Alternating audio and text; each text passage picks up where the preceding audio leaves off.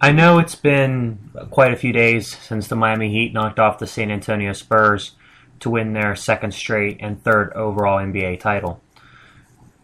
I figured I'd wait a few days because it would allow me to more or less cool down from watching Game 7 and realizing that we had a chance in Game 6 not getting it done.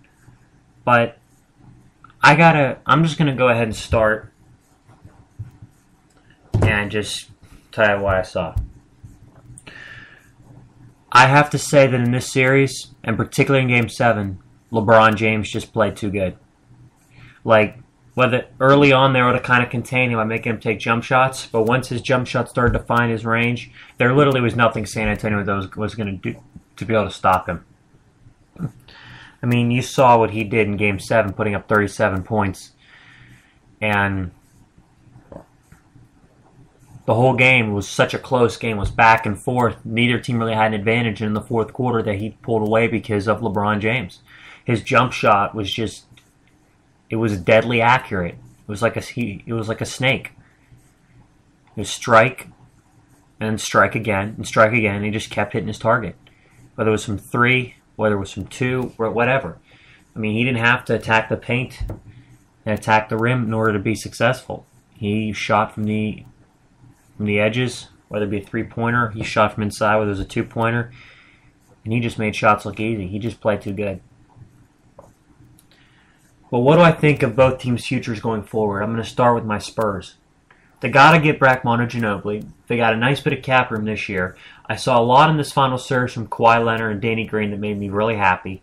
I think Tim Duncan definitely has another year or so left in him. I definitely think Tony Parker's got a few more years left in him. I don't even want to consider that idea that he doesn't, because he's got some time left.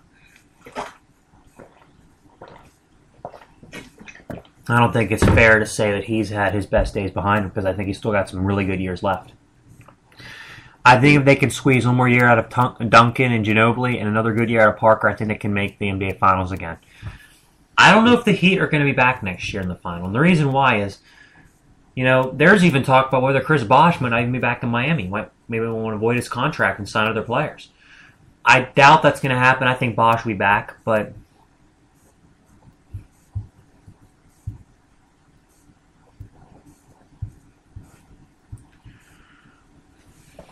what I'm going to say is that the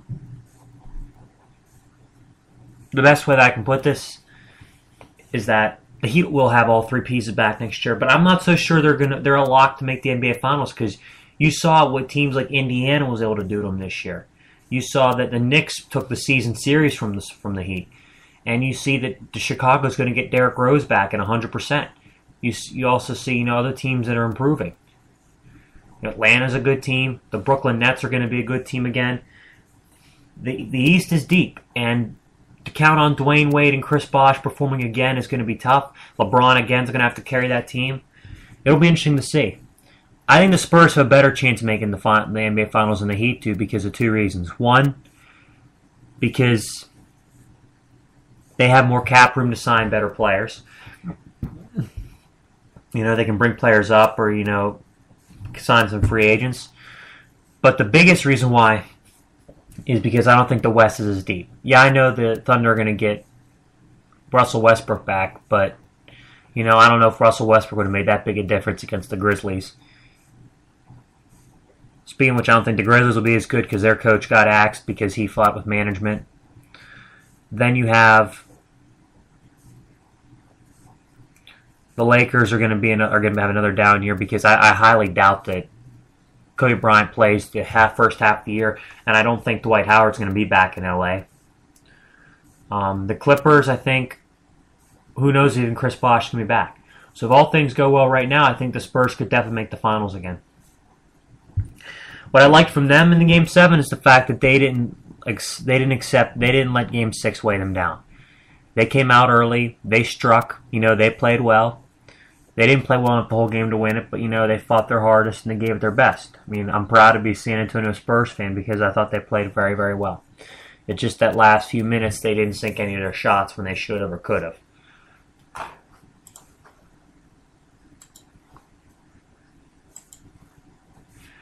I think that San Antonio should have closed it out in Game 6. I'll still never understand Greg Popovich's thinking by leaving the greatest three-point shooter in NBA history, Ray Allen, wide open. Wide open to tie the game and force to overtime. I was watching that game, and I thought to myself, a few more seconds, come on, just a few more seconds. All they had to do was guard their guys, make them take contested threes, and they were going to miss them, and then that would have been it, and the Spurs would have been holding up the title, and it would have been won in Miami. They were close. I think given the chance again, I think Pop plays defense differently. I think he would try to put the ball in Mike Miller's hands or Mario Chalmers or Norris Cole's hands instead of Ray Allen's.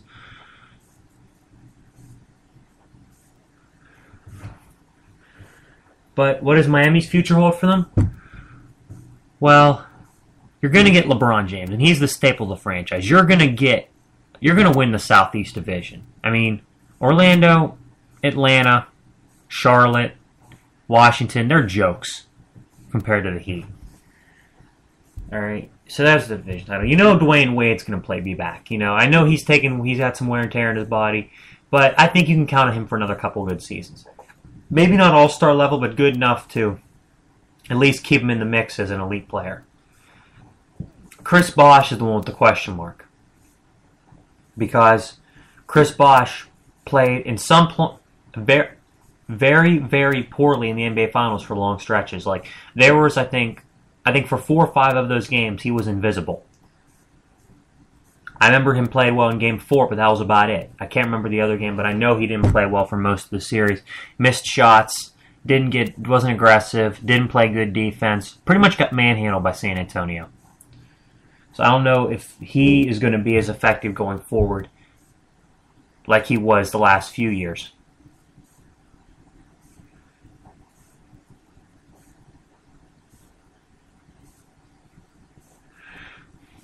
But I think it's safe to say that the Heat and the Spurs both have a chance to be back in the NBA Finals again. They're two of the best teams in the NBA. They've got the ability to get better.